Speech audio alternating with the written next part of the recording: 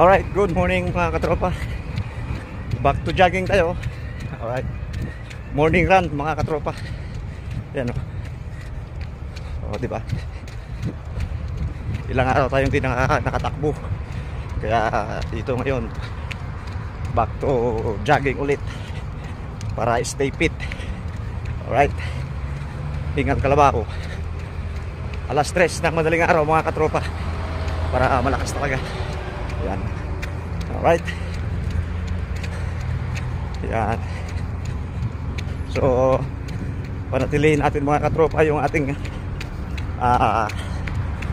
magandang kalusugan at para malayo sa anumang sakit. Alright, see you my next vlog mga katropa. Yan.